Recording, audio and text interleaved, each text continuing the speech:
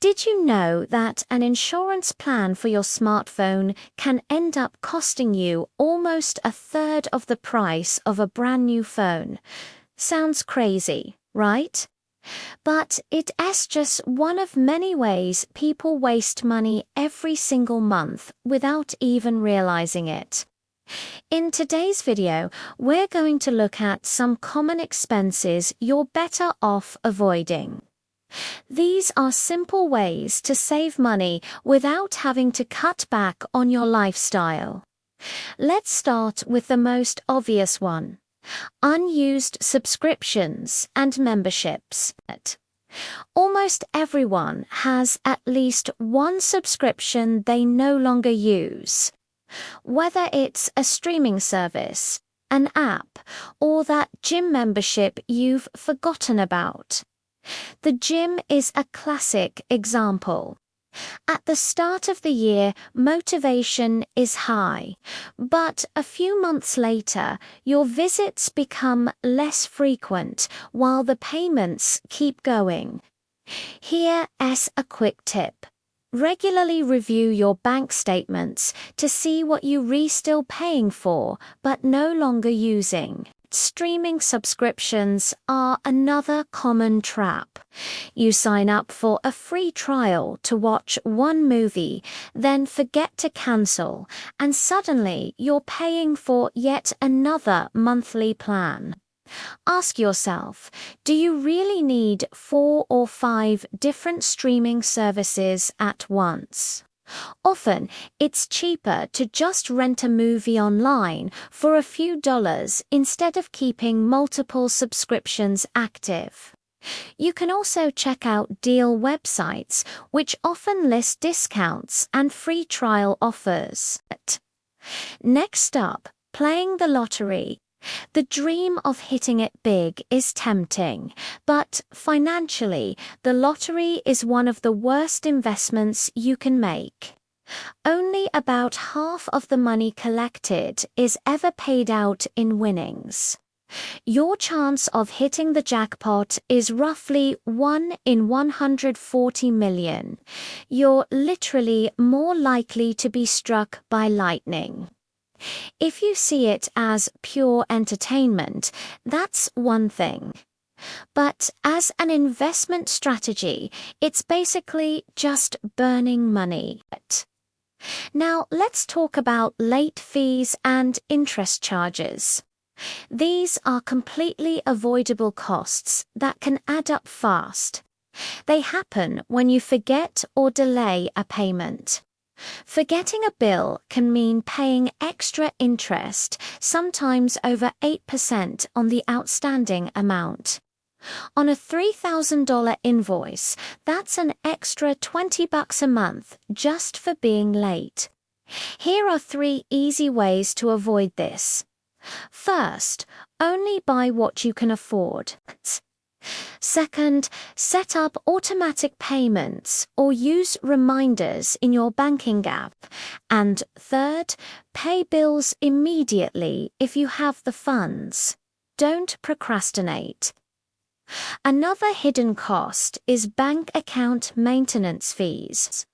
Many banks still charge monthly fees just for having an account, which can cost the average person over $100 a year.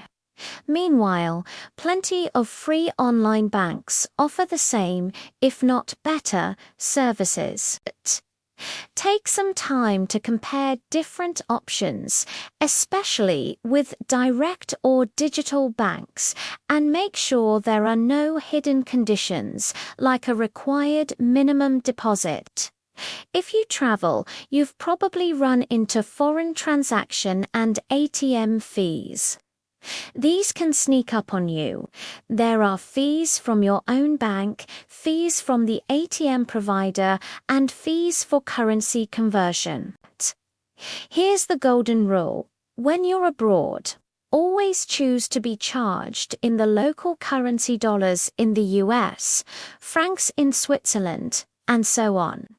If you select your home currency, the ATM provider usually applies a terrible exchange rate. An even better solution is to use a travel-friendly bank account that does uncharge any foreign transaction fees at all. What about those fancy, premium credit cards? Few things feel as sleek as holding a metal credit card. But the annual fee, which can be hundreds of dollars, is anything but elegant. Sure, you get perks like travel credits and airport lounge access, but you only benefit if you actually use them. Most people don't, which means those perks go to waste. Be honest with yourself. Do you truly make use of every single benefit? If not, a simple free credit card will likely do the job just fine. Now for some investment traps. First, front-end loads on mutual funds. Even with the rise of ETFs, many investors still pay up to 5% just to buy into a fund. That means for every $100 you invest, only 95 actually go into your investment. You can avoid this by buying funds directly on the stock exchange or, even better, by sticking with ETFs, which have no load fees and much lower ongoing costs. And that brings us to high fund management fees. On top of those initial fees, actively managed funds often charge 1 to 2% per year in management costs. That might sound small, but over decades, it eats away a huge chunk of your returns. In comparison, many global ETFs cost less than 0.2% annually, with some as low as 0.05%. Studies have shown that some mutual funds are, on average, 30 times more expensive than the cheapest ETFs. If you're comfortable managing your own investments, ETFs are the clear winner. And speaking of investing, let's talk about paid investment plans. Not long ago, it was common for banks to charge a fee for every transaction in your savings plan. Nowadays, many modern brokers offer them completely free of charge.